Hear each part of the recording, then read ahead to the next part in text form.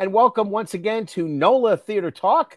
My name is Alan Smason. It's been my pleasure to be your host for almost now, 3 years. It seems like it's been a little bit less than that, but you know, it goes by very quickly when you have a pandemic, I guess. This is the NOLA Theater Folk Facebook group that we broadcast to, as well as the theatercriticism.com Facebook page, and of course my own YouTube channel. You can look it up by my name as well. We remind everybody that if you'd like to have your name posted in our broadcast tonight, we ask you, if you're using Facebook, to go to StreamYard.com/Facebook and allow your Facebook application to interface with our application, our platform, which is StreamYard. And then you will be able to see your name rather than Facebook user, which is what it says when they don't know that you have permission to be on this platform. So there you go. Now, I am very excited to talk to you about what we're going to be tonight. We have a whole hour to spend with talk about this next upcoming production that actually opened this week and will close, unfortunately, on this next weekend, of Josephine Baker, Creole Goddess to Siren of the Resistance. So, I just want everybody to know more about this, but it is a very busy time of year for us here in New Orleans. The Tennessee Williams New Orleans Literary Festival just closed. 2 shows, of course, of Tennessee's work were on hand. The Night of the Iguana that just closed yesterday by the Tennessee Williams Theater Company. And also, of course, Cat on a Hot Tin Roof is continuing. It was extended for an additional week at Le Petit Theater. So if you haven't seen that, I really recommend you go check that out at Le Petit. Also closed this week was Rivertown's The Play That Goes Wrong. Very funny production directed by Ricky Graham. If you missed that, you did miss a very, very enjoyable afternoon or evening of comedy. There are other things going on. The Radical Buffoons have a very interesting piece by Lauren Gunderson that you might want to check out as well, called Exit Pursued by a Bear. And JPAS is putting on Misery over at JPS. I'm getting ready to put up my review on that show as well, done by a new director who came in from New York. And again, we'll talk about those later. But right now, let's get to the show that opened at the National World War II Museum's BB Stage Door Canteen. We're going to first bring in the star of Josephine Baker, from Creole Goddess to Siren of the Resistance. And that, of course, would be Anaïs St. And I do appreciate your being with us tonight. And again, by way of anybody who doesn't know who you are, you've already done some work in researching historical characters. You did the Lulu White piece that we're going to talk to the scriptwriter for that as well, who did this piece as well. But you've also done several other pieces. You did Donna Summer. I mean, you've done a slew of people, that we can recognize the fact that you're a cabaret star. But you also have an additional tool in your chest that a lot of people may not be able to reach in and grab, as well as that you've actually done burlesque, have you not? I have. Yes, and very well, I might point out. That, Alan, are you going deep down into my secret history now? I can only tell you not a lot of people knew that. There was one time when I saw you somewhere on the street, and you said, "Oh, you must come see my new show." And I said, "Oh, of course, I'll be there." And I did not know it was burlesque, and my mouth was agape, as it were. Aren't you one of the lucky ones, Alan? You were wonderful, but I didn't expect all of you to be showing as all of you were. All of me. Yes, you were. But you know, it's wonderful that you're able to put that skill set and couple it with your acting and your singing. So you are. I don't think anybody in New Orleans could do this job as well as you. You're uniquely qualified. And again, this is an homage to a woman who really I didn't know that much about. I mean, I knew she was a big star back in an expatriate, if you will, who was in Paris and considered a great luminary there. They basically took her under, if you'll pardon the phrase, their breast and made her one of their own, the Parisians, that is. And of course, she took to France very well. Obviously, as you'll probably end up revealing, but the Pantheon, is that the heralded spot for the greatest of their statesmen and leaders, etc. It's in the Kremlin. I guess it would be the the Wall of Honor that they have there. Here, maybe I guess the tomb of the unknown soldiers, maybe, or maybe somewhere near a national graveyard that we would have of that sort. But I mean, this is a very, very rarefied air for somebody to be on it, much less a woman, much less a woman of color, much less somebody who was born in the United States to be buried there. So that's fantastic. Well, we'll get into that in a little bit. But first off, I should tell everybody this show runs about an hour and 45 minutes. Is that about right? Correct. And you do have about a 15-minute intermission in there as well. But yes, you do take the life of Josephine Baker, and you break it down into her early years, and you talk a little bit about how she sort of pulled her up by her own bootstraps, ran away, and all the things that she did, and how she became this incredible I guess you might say star of not only the stage, but also she did films, and she was a noted entertainer and heralded around the world. And maybe, I'm not sure, this is correct, but in terms of people who have established that kind of a following, there's only I would say a handful of people who have established that kind of acceptance. I think Louis Armstrong would probably be one of those people. And I would probably say that maybe Marlene Dietrich, captured that kind of interest as well. But there are very few people who were able to establish that kind of a career internationally and accepted and loved as much as she was.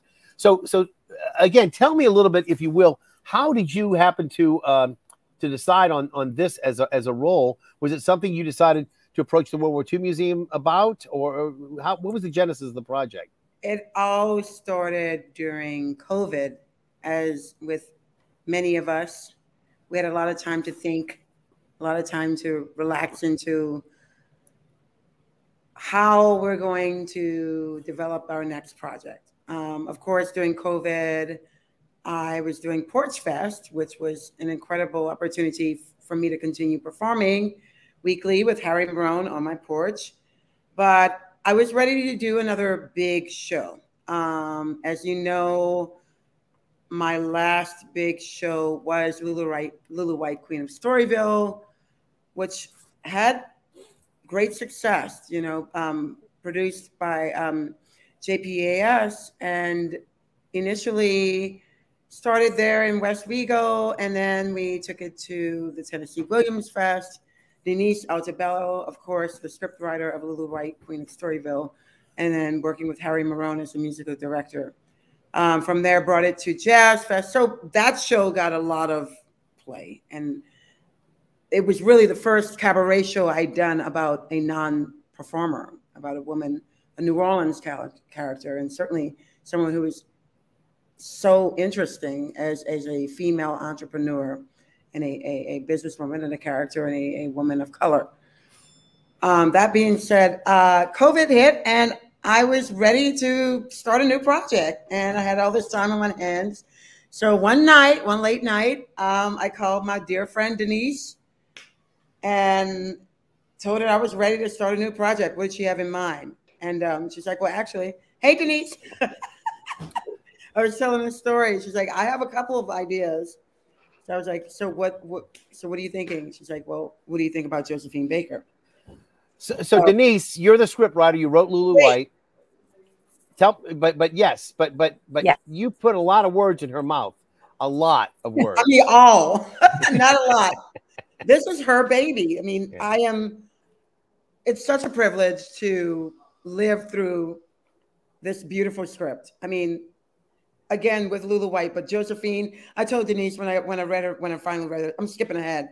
But the woman, you are incredible. The way you are able to capture her vulnerability, her strength. You don't sugarcoat her flaws, but your writing is just so beautiful. I'm honored to be able to tell her story through your words, Denise. Yes. And we're glad to have you, Denise. Is that pretty much the way it was that she approached you? And Good. She called late one night and said, "I'm ready for another project." She told me she had been listening to her recording of the script for Lulu White, and she was ready. And she said, "What do you have in mind?" And I said, "Well, I have two ideas, but there's one that's particularly dear to my heart and has been for, not exaggerating here, maybe 45 years." And she said, "Well, what would it be?" And I said, "Josephine Baker." And Anaïs, I don't know if you remember, but your initial response was, "Ooh, I don't like her voice." It's true. I said, "Well, you don't have to be that was my initial response. Telling the story of her and channeling her."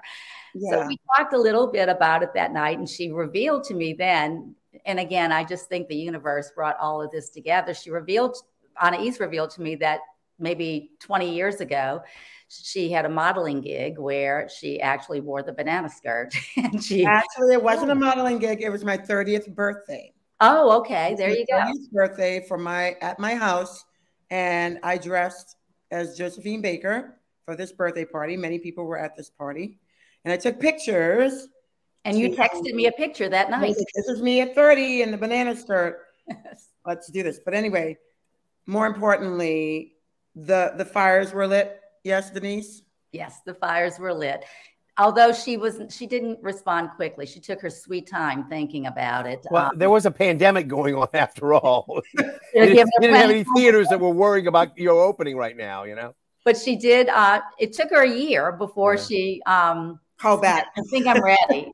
Like she said, "Do you still want to do it?" And I said, "Well, I will reveal that I have a full outline of the script already." So I had begun to script it pretty early on in the process. Not at that point organizing it. You know, when you're working with Denise Altobello, you can't throw out an idea and say, "Okay, maybe." So I was like, okay, once I knew that there was a script, an outline, I was like, okay, this is happening. Let's do it. So again, one of the things that you do with your script, Lulu White, the same way, is that you use a lot of contemporary songs that might have been of the era, but but usually contemporary songs that have a certain aspect to them that tell the story, that help maybe forward the story in some way, maybe give a little bit more emphasis to the character. And you do that very well with this particular selection of songs. Alan, with Lulu White, it was completely different because Lulu White wasn't a singer, so I didn't have a catalog of songs. So that was like, okay, I had to come up with songs. But even then, let's face it, if you come up to somebody and say, "Hey, could you sing me a song of Josephine Baker?" Right. I don't think anybody would know one or two of them. Maybe something that, a popular French ballad that Piaf sang or somebody like that. But it's difficult for you to come up with one because you don't think of it. These were songs that are a long time ago. And again, I think that the song selection you all picked up from everything from a piece from Carmen Jones to obviously, as I mentioned, one of the big pieces that Piaf does. Cole Porter, you managed to bring in even Jerry Lieber, Lieber and Stoller fame. Yeah. So I mean, it's amazing that you're able to actually do all of that, and then you do actually bring in a song that Josephine Baker did do that I was very impressed with. Actually, there are. I have to look. 3 songs in the show that are actual Josephine Baker songs. All of the French ones, the opening number. Okay. Paris de mes amours.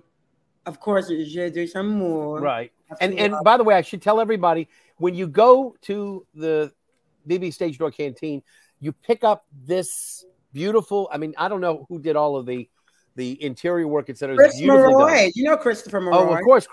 Fabulous. He did an incredible job. He used the old Art Deco type of print, etc. Beautiful done. And he's got all of the French translation and the French actual language in there, so you can read along with whatever it is and understand what is being said, because sometimes they'll just put the French translation and you say, well, this is nice, but I don't know what they're saying.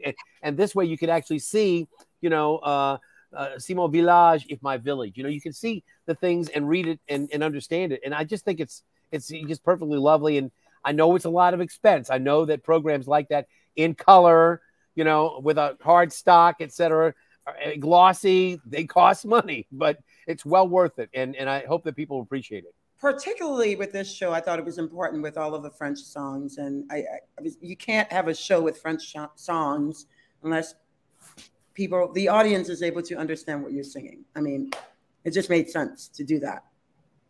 All right. Well, let me go ahead. I want to throw up a couple of photos that we have. And I also, Denise, before I get into that, I want to get an idea from you about what your process was to research her. How did you, actually deal with the character?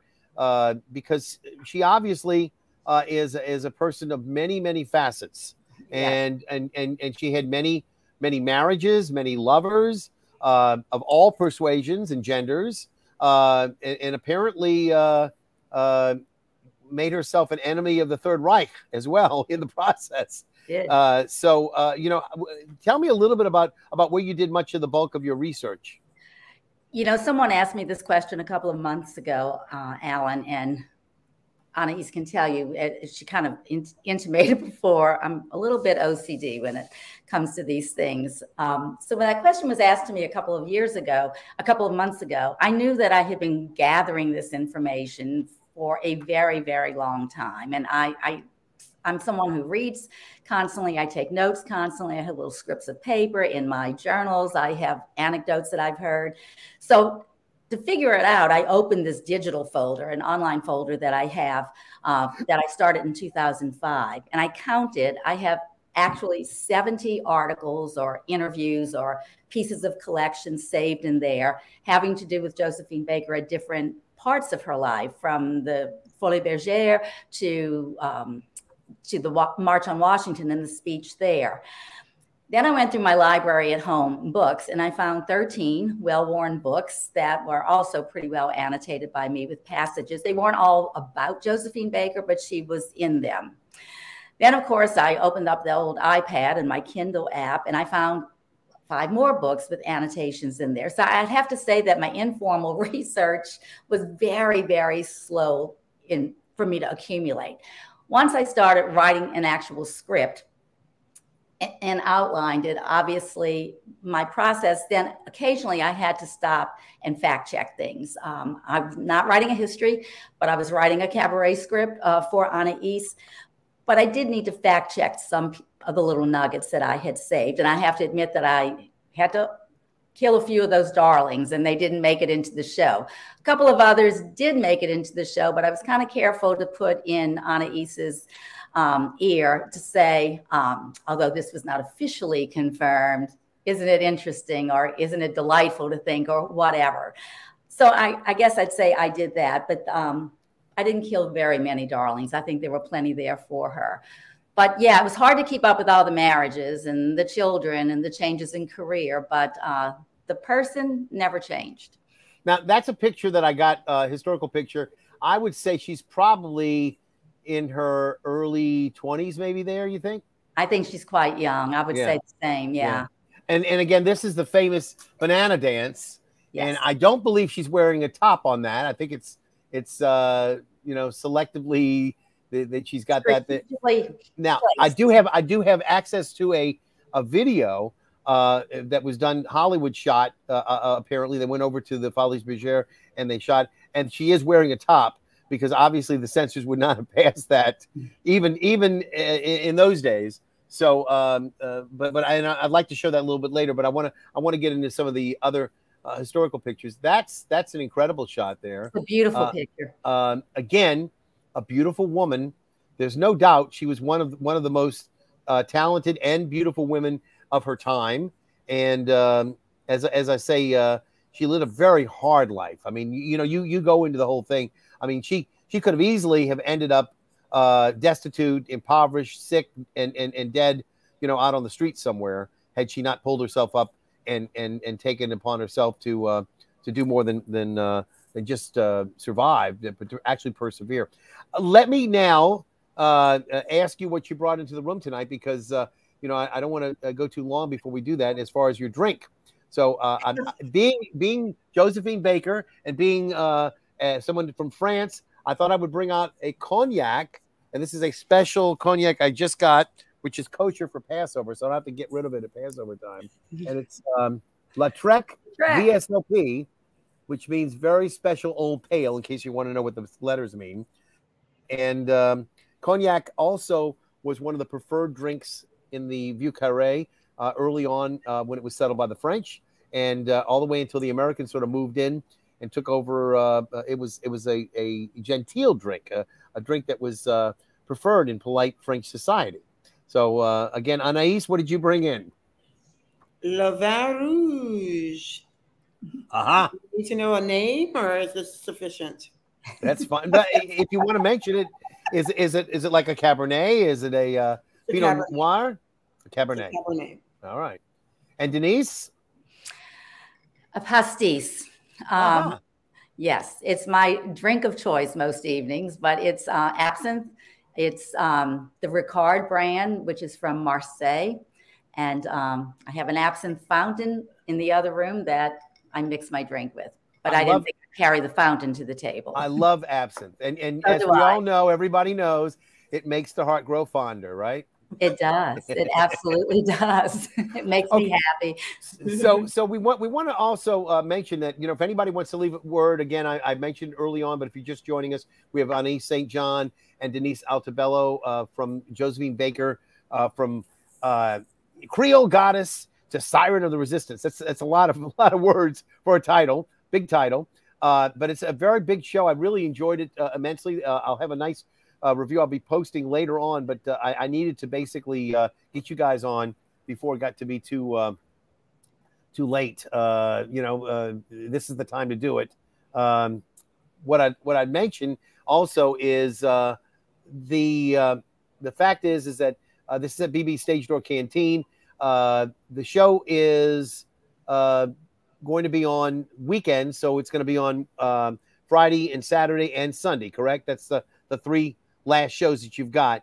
And hopefully, if you do well, we'll maybe see this show come back. We hope that you know, the powers that be will say, yeah, you did good, you'll come back, because they do that. And they have done that in many cases. And I'll tell you what, I don't think there's anybody in the show that I was there Saturday afternoon was in any way displeased. I think everybody had a wonderful time, and they wanted to stick around a long time after the show was over. It was really well received, and I'm very happy that I was given an opportunity to see it, because I think more people need to know about it. And again, I don't know, how long did you get a chance to work on the show? I mean, obviously you did your rehearsals off-site. You didn't do tech, et cetera, until that last week, right? I did two rehearsals on site 2 days before the show. So when you do something like that, Denise and Anaïs, where do you do your rehearsals? Is it just at your house, like with classes? Well, no. As far as any other rehearsals I would go to Harry's house, or Harry Marone. We got to talk about Harry Marone. Well, the whole band. I mean, you know, you've got Harry Marone. 2 rehearsals with the band. And Harry Marone. You've got David Pulfus. David Pulfus. And Corey Walters on drums. Here's the thing, Alan. Yeah. When you're working with professional musicians in New Orleans, like Harry and Corey and David, you trust their professionalism and you give them what they need, and then you do 2 rehearsals and then you're ready to go. Like that's how I work. I work with professionals, so I don't need to have multiple ongoing rehearsals to make this work.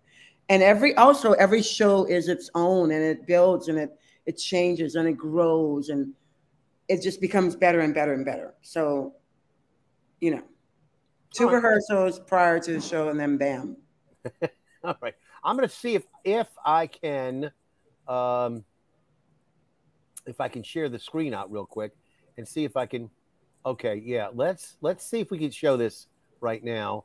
I'm hoping this will work. Share our audio. Okay. Let's see if it works.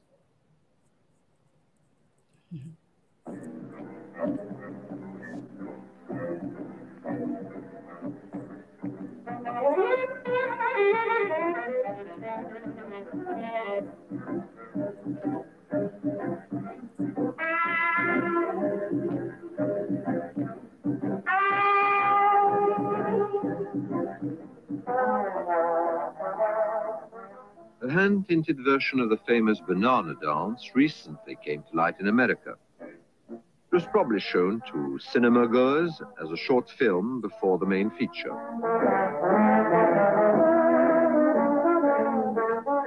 The censors saw to it that Josephine was dressed rather more modestly than she was for Paris audiences, but the setting is exactly the same.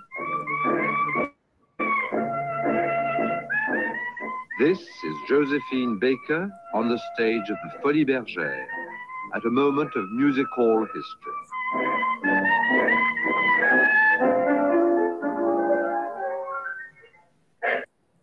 Is that amazing or what, huh? Yes. I mean, you know, again, I'm just captivated by what you all were able to actually do. You know, the fact of the matter is that there's a whole lot to this show, and it's not just about the banana dance, but the banana dance was, you know, what I guess might be said as you know, her trademark that established her career. And again, many people referred to her like people called Louis Armstrong Satchmo. The nickname was Le Becaire. And it's interesting, that wasn't her maiden name, right? That was a married name for her, but she kept it her whole life. Her second husband's name. Yes, weird. Why? You liked it. Hey, You know, sometimes you get a great name and you don't want to keep, and you want to keep it. You know. Yeah. But again, I'd never really seen, until I went to do some research today, see her do. And when I saw that, I said, I must show that. Had you seen that before? Yes, I'll tell you that I watched a lot of YouTube clips of her roles in Siren of the Tropics, as well as some from the Folies Bergère itself. In some of the descriptions, when she slithers down that, as we call it, that very stiff bark of the palm tree, and is dancing around the ebony-clad Joe Alex, who's pretty undressed as well. They were visuals that I saw, that I created the script from watching those visuals. A picture told 1,000 words, and I could have gone on and on and on. That might be one of my favorite pages of script, when describing the danse sauvage. And what I found interesting was the audience on this page that I thought was going to be super duper sexy and salacious. There were giggles, and it was a very mixed reaction, which I found surprising, and really I loved it. It was a great response to that particular. And I don't want to give away anything, because don't give it away. You do have a costume change there, which is rather dramatic. I'm Anaïs St. John. I mean, I have costume changes at my birthday party. but no, I mean, anybody who goes there will not forget that costume change. And again, I also appreciated the lighting that they had on that number too. And just to mention, want to give a shout out to Julianne Lanyap, who did the costumes for the show. She really put an incredible amount of thought and really technique into creating something that would work for that particular moment, because I told her that I needed something that was going to be special for that moment. And she did a wonderful job. So shout out to Julianne. Again, anybody who would like to leave word tonight, a comment on the chat that we're having with Anaïs or Denise, to please put your name in at StreamYard.com/Facebook. That will allow you to be seen, and we'll all be happy to put your comments up. The fact of the matter is that we are going to be here till 9 o'clock. We have about another half an hour to go. See, that first half hour blew by. So we're going to get into some more. We're going to get into some more of this, but let's talk a little about Harry. Harry and you mentioned it already. We're doing the Porch Fest, Anaïs. We were. And you all you put it. I mean, I never knew what Venmo was until I heard from you. It was like, Venmo me. But it's like, you didn't let a silly little pandemic get in your way of being able to perform. And not only did you perform online for those that couldn't travel or who were stuck in their homes, but you actually did the entertaining for your neighborhood. It became a regular event for them to look forward to. And again, now that theaters are open again, I assume your neighbors are somewhat dismayed that you're not doing Porch Fest all the time. Well, yes, I know. My dear neighbor, they were like, when are you going to do the porch thing? I was like, well, I can't anymore. I have a Saturday night job now. It was definitely a special time, a special, what we for an hour every Saturday, we brought live music to the neighborhood, and really all over the world, because there were people watching us from France. There were people watching us in Mexico. There were all over the world. So what a special time to be able to continue for us as artists and to explore. Like every week, I think we did a different genre, which was something. Right. And that was the other thing too. You didn't repeat. You didn't do the same show over and over again. I mean, you might do one show on one particular artist or something like that, or songs about this or whatever, you know. Right. We did everything from everybody from Nina Simone to Burt Bacharach to Donna Summer to Tina Turner to the 20s. I think we went through almost every decade. So definitely kept it fresh, and it was fun and it was sweet, and it was a way really for us to connect with the neighborhood and connect with our friends and to keep performing and, hey, to make a little money. Yes. We were. Yeah. And again, I'm sure that Harry also appreciated the opportunity to make some money too. Now, you and Harry seem to have a very good partnership. He's one of my best friends. Right. I mean, and he absolutely loves performing at the World War II Museum. I mean, he's been doing, I think he's doing the Billy and Ella too, isn't he, at the same time? Well, that's the thing. I mean, he has been musical director for several shows there. Not only that, he does the Wartime Happy Hour. He's definitely been a staple at the World War II Museum. So I went through him to pick his brain to see if he thought maybe they might be interested in taking on this show. And he said, I think they would be. So when I contacted Erica Jensen, she was very, very open to having this show performed there at the World War II Museum. And there's a reason why that too, because as you mentioned, and as let me see if I've got one of my my photos here that I can summon up. Just one second. Yeah, hold on one second. Just trying to get this here. Okay. She was not only a person who was a resistance fighter for the French in her heart, but she actually, carried secret papers and contacted people and was a resistance fighter, who actually fought with the French patriots. And again, one of the reasons I wanted to take a moment to do that was to actually load up a picture of her in her uniform, because I don't think anybody has actually seen. Many people have seen it. It's on the cover, of course, but this is a fantastic picture of her in her patriotic best. Now she's wearing what kind of uniform is that?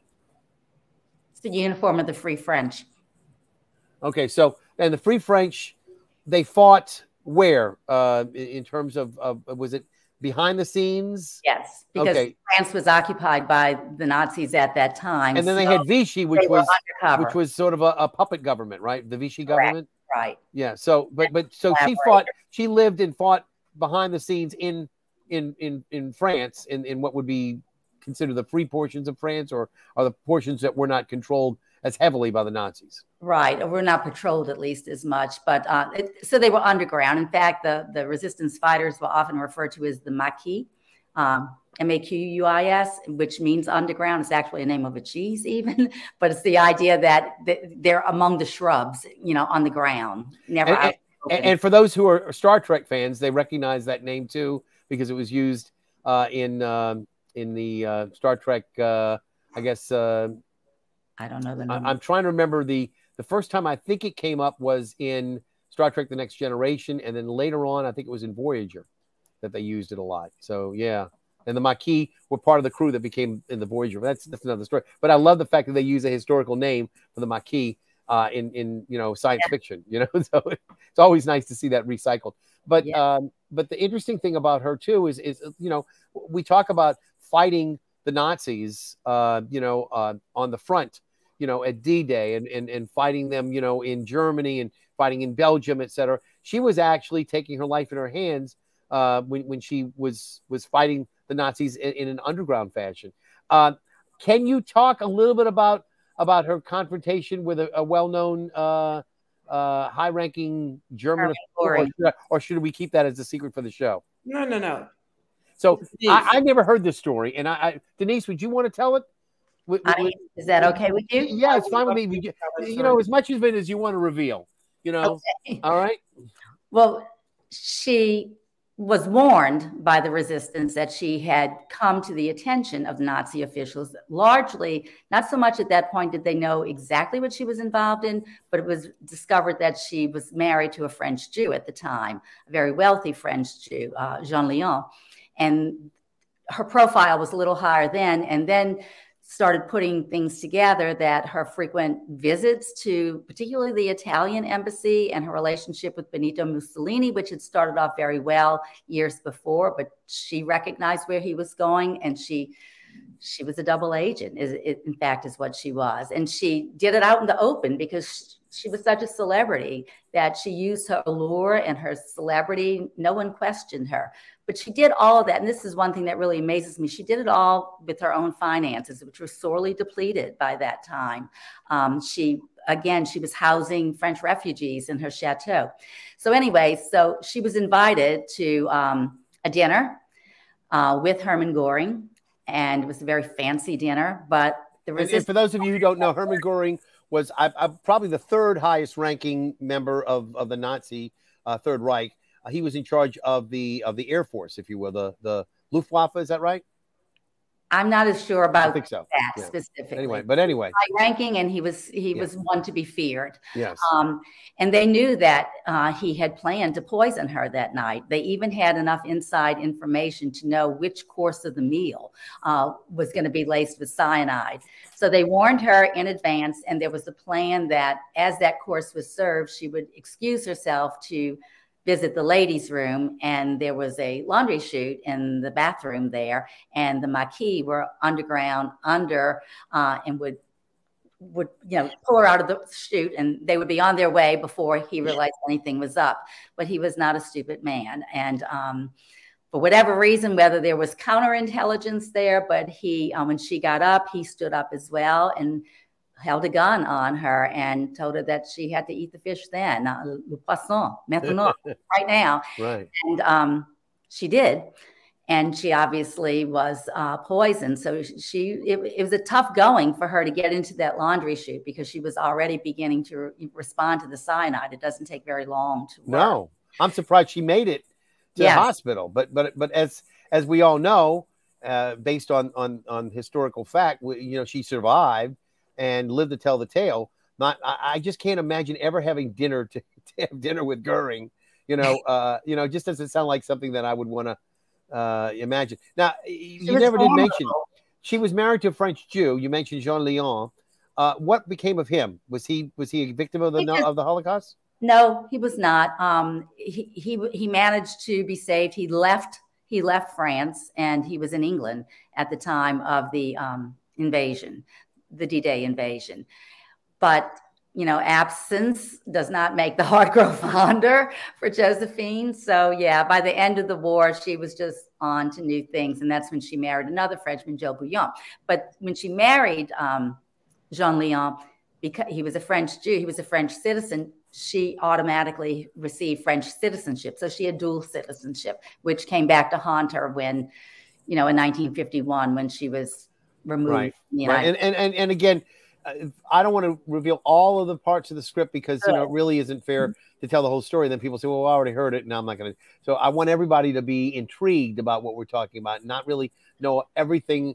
There are certain things that we might reveal tonight, but you're not going to know it until you go see the show at BB Stage Door Canteen. And again, tickets are available online. You just go to the National World War II Museum.org. I believe it's National WW2 .org, or is it World? No, it's National World War and then the numeral 2.org. And if you go there and they go up the upper, sort of in the middle towards the right, it says BB Stage Door Canteen, and you can click on that link and it'll take you to where you need to go to get tickets. And again, we want people to go and enjoy because 3 shows only remain. but hopefully those of you who will go will be thoroughly entertained as I was. And again, you've got a beautiful accompaniment there with Harry Marone on the piano, as we mentioned on bass. You've got David Pulfus, and then I've got on drums Corey Walters. So excellent musicians and wonderful singing, wonderful song selections too. So let me see if I can get to that aspect of the show as well. Again, you've got a number of pieces, including contemporary works from Broadway, as I mentioned earlier, jazz classics like by Duke Ellington. How did you determine what pieces to use with what sections of what you were doing with? Was it like, I know what songs? How did that work out, Anaïs? Well, first of all, I'm very excited that this show, Denise actually suggested many of the songs. Having put so much thought into the script, she, am I right, Denise, had certain songs in mind for certain passages. And most of them I kept and were perfect. One of my favorite moments in the show is this arrangement of Blackbird with Duke Ellington's Black and Tan Fantasy, which Denise found one night. And I thought Harry Marone had come up with that because I was going to praise him for that. So Denise, from a congratulations. Female player, Bria Stomberg, who I later found out when Denise brought this arrangement to my attention. I had performed at Jazz Ascona and met her there. So it was really cool to hear this particular arrangement and how it fits so perfectly in the show. You also suggested the Edith Piaf at the end, the Non je ne regrette rien, which is, perfect. The Marseillaise, the French national anthem at the end of the first act, perfect. It's just. If I could interrupt there. I really only had to fill in a few songs. Because so classic to her talent, though, that she can do anything. And at one point, I was not really seriously suggesting La Marseillaise. I loved it and said, this might be a bridge too far, Anaïs, but it'd be really no. Marseillaise. And she said, "No, this should end." For me, I thought you're right. And the funny thing is that I had already learned. I learned the French national anthem when I was in high school, and I never forgot it. So that was like one of the only songs I didn't have to learn because I already knew it. But also some other songs that Denise suggested that are in the show. Some Cats Know from Smokey Joe's Cafe, which is a perfectly sexy number and sultry. Also, You're My Thrill. So I didn't have to fill in very many. And you had a very interesting choice from Jerry Herman, which sort of is a signature song, and especially, somebody who has that reputation of preferring perhaps, a liaison with another woman, so, it's kind of interesting that you chose that, but I Am What I Am. Yeah. Oh, I Am What I Am. Yeah. I know. Okay. So I was just like, it just fit. It just worked. And you got to have, like, I went to Yale Cabaret School. I know how to form a cabaret show. You have that number that just, it brings, it elevates the show, and it speaks to the heart of who she was, but it also speaks to the heart of the essence of who we are as people who want to be our creative, most spectacular selves. So it kind of made sense to put that song in there. And then, of course, I had to have Josephine Baker songs. So yes. Paris de Mes Amours, I just loved. It was fun. It felt like a show opener. Of course, J'ai des Amours, that's her signature song. And then Dans Mon Village. Now, again, before you go into that, I should mention that later in her life, she became a mother, not to 1 or 2 or 3 or 4 or 5 children, but literally to 12 that she adopted. She never had any of her own, I guess. Is that correct? Correct. She married several times, but never did have any of her own children. So this was her way of perhaps, you know, maybe paying back a little bit of the fact that she was not able to bring some other people in the world, that she took care of other people's children for them who could not provide. And she had a whole rainbow, as you said. Rainbow tribe. You know, I mean, and they refer to themselves as the Rainbow Tribe, and that's what that is about. What is it? Dance. Dans mon village. Yeah. My village. So it speaks of her ideals of finding a family that embody her ideas of racial harmony and brotherly love, and she did it, you know, to an extent. And again, when she wrote that, do you know, was that after the war? Obviously, but was that closer to like 50 or 45, or when do we know that was done? The song? Yes. I don't know. I know it was obviously after the war, but I don't know. What I do know about that song, and it's something that's not in this version of the show because the show grows in my head all the time, but after the war, and it just didn't fit into this context, but at war's end, she answered the call one more time, even though she was still pretty ill and in a pretty weakened condition due to her injuries and the poisoning and just the deprivations of the war. But after the war was over, she was asked if she would return to Germany, return and go into Germany and entertain some of the survivors at Buchenwald, at the death camp there. And apparently it was a horrendous situation, but of course she was tough and she had this enormous heart and agreed to do it. And there is just a beautiful story that when she went in there and those survivors, she sang Dans mon village, and it meant something very different to her then. And when she sang it, they said that there were tears from everyone, you know, from the Allied soldiers who were still there to the occupants of the death camp, and for her as well, that she could hear the church bells in the distance as she was singing the song. And in those last weeks and months of the war, the Germans had looted many of the churches and taken and melted down church bells, because they needed them for munitions. But when Anaïs sings this song in the show, I have to tell you, it brought tears to my eyes, because in my mind, I was also thinking about those people, you know, when you're at the lowest point before you can have any beginning of hope again. She sang that beautiful song, and Anaïs did it justice. I think about too, like what her relationship with her mother was, and her sensibility as a child, and her loss. She really didn't. Her loss of childhood, and her wanting to replicate that in her own way. Was it perfect? No, but the script talks about the fact that mothers are imperfect, and but just thinking of the idea of that song through her eyes, and wanting to create something that she never had, as a mother, with her eccentricities and with her flaws, but with her desire to have a family, a real family that she never really had as a child. And were any of these children, if I may, were any of these children special children? I mean, in terms of had special needs that we would talk about, or were they all just okay? But I didn't know how far she carried that as well.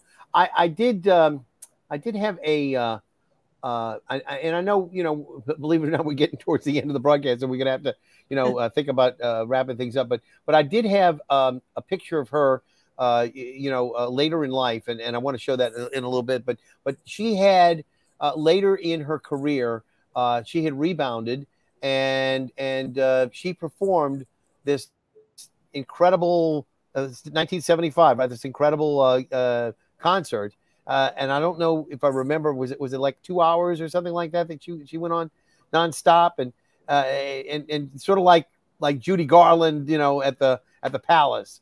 And I know that they mentioned some of the people who were in the audience: Mick Jagger, Grace Kelly, I think, Diana Ross, but, Via Loren. Yeah, I mean, just a slew of people. Eliza Minnelli, I mentioned, but just incredible number of stars who had to see her perform. She performed this number, and it wasn't that long, just a few days later, that she was gone. But I think this picture is from that show. I think it may be. Let me take a look, see if you think. Does that look about right? That looks about right. Yeah. So even then, I mean, look at that magnificent. Wow. You know, the feathers, everything out there. She was really quite a performer, and still to the end, you know, she still carried on, you know, like a true star, and so many people, you know, are going to appreciate that part of it.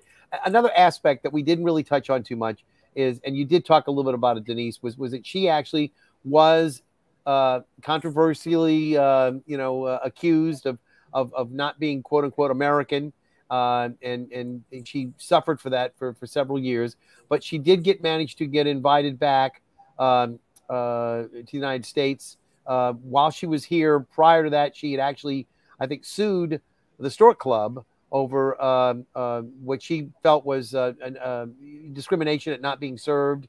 And I don't know whether or not that was a successful suit or not. Probably for somebody of her star quality, it might not have actually seen the light of day. I don't know what was the course of that, if she actually won the court battle or what have you. But again, the fact that she was able to sue somebody over discrimination, she took the question about racial inequality and carried it very proudly, that she wanted to challenge it at every step that she could. And so being one of the leaders in that fight, she was actually invited to attend the famous March on Washington at the Lincoln Memorial, where Dr. Martin Luther King Jr. gave his I Have a Dream speech. And she spoke, right before he delivered that speech. Yes. I don't know how many people know that. You know, I didn't know that, certainly not me. And I was lucky enough to learn that in 1971 from my French-born high school French teacher, who was a young woman during the occupation and ended up marrying an American GI from Normandy who was from Louisiana. And that's how I was lucky enough to know her. But in French class, she talked about Josephine Baker, not about anything other than the Folie Bergère, but also that she had been at the March on Washington. And that's when I first learned that. I was fortunate. Yeah. But no, you know, and again, think about it. You know, she was, you know, born into poverty. She became a big star, and I don't know whether or not she died with a whole lot of money. She probably didn't, more than likely. Huh? I mean, in terms of, but she lived a full, rich life, and she knew some of the greatest, you know, personalities, if you will, of the 20th century. She was herself, you know, a great star in her own right. And then after she passed away, it seemed like she never was totally at rest, because they had different funerals for her, didn't they, at various spots, and then eventually she was enshrined in the pantheon, the you know, the great tribute to, as we mentioned earlier, to all the French leaders. But did you say that in the script that Grace Kelly of Monaco had actually buried something of hers? Actually, she is still buried in that cemetery in Monaco, which was on a cemetery that was part of Princess Grace and her husband's estate. Prince Rainier. Buried there. So when she was in, when the family was told that President Macron wanted to induct her into the Pantheon, they had the option to disinter her and have her buried there. But her children decided that they did not want to disturb her remains. So that's why it's an empty coffin, and it has the 3 vials of soil from her native St. Louis, and from, of course, Paris, and then from Monaco, where she lived out, you know, the last 20 years of her life and was buried there. So it's an honorarium. Cenotaph isn't, again, it's a memorial, but it's empty. We have lots of them in the cemeteries here. In fact, Joseph Gallier in the St. Louis No. 3 cemetery, it's a cenotaph because he was lost at sea. So yes, it's true. Yeah, he drowned at sea. Yeah, right. So yeah, unfortunately, you know, It's a sad commentary, but yeah, I didn't quite understand that in the script. I should have to pay attention next time. I'll be a little bit more careful in terms of that. But it was a little hard for me to take notes. And the other thing that I mentioned to you earlier, all of my notes that I took, I lost at the Tennessee Williams Festival. Oh, no. So I'm going to have to remember everything by as much as I can. If I have to call and send you an email and say, is this right or whatever? But yeah, all of the things that I mentioned about your costume changes, Anaïs, and the brilliant songs and all the selections and everything else, all those notes have gone off to the Tennessee Williams New Orleans Literary Festival. Will probably be thrown out in tomorrow's garbage because nobody will be able to claim it. But I don't think anybody can steal my notes and make much out of them anyway, so it doesn't really matter. But I'm sorry to report that happened. But that's what happens when you go from pillar to post as often as I do. Just as I say, we're going to wrap things up now, but I did want to thank you all for being on the show tonight. We've got just a couple of minutes left. I haven't seen any comments from anybody, so I guess everybody's perfectly happy with the way that everything's been conducted. Again, I wanted to see, I think I have, for those of you who hadn't seen any of the pictures, this is a picture of Guess Who, Anaïs and Denise, and it does show up one thing, that Anaïs is a tall lady, a tall drink of water there, all right? And again, Anaïs and Harry Marone Jr., and then another picture, of course, of Anaïs, and there you see Corey Walters there on the drums. And I do like the fact that you use the Josephine Baker, I guess that's Chris Maroy as well. He used the lettering on that. I believe that the World War II Museum did that drum. Okay. So anyway, I love it. It's sort of like when they have it on the drums, it gives you that feeling that it's an actual concert. And another one that we've got here is of you in one of your special numbers with the feathers, and I think I got one last one, and that's with the band and you. And as I mentioned earlier, we had you with Denise, so we got the whole gang all gathered together. And oh, wait a minute, I think I have another comment. Let's see what we got here. Somebody wants to know, is the show still running? Well, Anaïs, why don't you fill in that answer? Absolutely. We have 3 more shows. We have Friday, March 31st at 7 p.m. Saturday, April 1st at 7 p.m. And then our final show is Sunday, April 2nd at 2 p.m. Tickets are available at the World War II Museum's online site. I don't know what is it, Alan? It's National World War II, the number true, museum.org. Perhaps we can post a link on this Facebook. Let me see if I can grab it real quick. You can also go to my Facebook public page on East St. John Jazz. I have links to them all over my Facebook, and follow me on Instagram. It only takes a moment for me to do this. I'll create a little bit of a banner here for those of you who need it, and this should do it. I have to say, it's been lovely having a run of 6 shows, because normally I'll do a show and I'll do like a 1 or 2 night only, and that's it. So what a treat to be able to do 6 shows initially, because I know there'll be much more. I know that. Well, and as I said, it fits right naturally in the theme of what the World War II Museum does do in terms of presenting people of historic importance, people who were important in the war effort, and people who made a difference. And so you've got a person who is a singer and a dancer and certainly a star who actually worked against the Axis and did her best to help defeat the Nazis and bring about the end of the war earlier than she had to. So, again, it's a perfect fit. I want to thank you all. Denise Altobello, again, thank you for being with us tonight. Again, congratulations to Lulu White you had before. Maybe we'll see that one again. You never know. Anaïs St. John, again, the star of the show. Josephine Baker, let's see if I can get that up there. From Creole Goddess to Siren of the Resistance. And again, hopefully we'll We'll have everybody be able to go check it out over at BB Stage Door Canteen. Again, it ends on April the 2nd, which is Sunday, and that'll be a Sunday afternoon show at 2 o'clock. The rest of the shows are at what time? 7 p.m. All right. There you go. Thank you very much. Thank you, Alan. You all stick around for a second. I'm going to say goodbye to everybody, okay? And again, those of you who were with us the whole hour, thank you for being here again.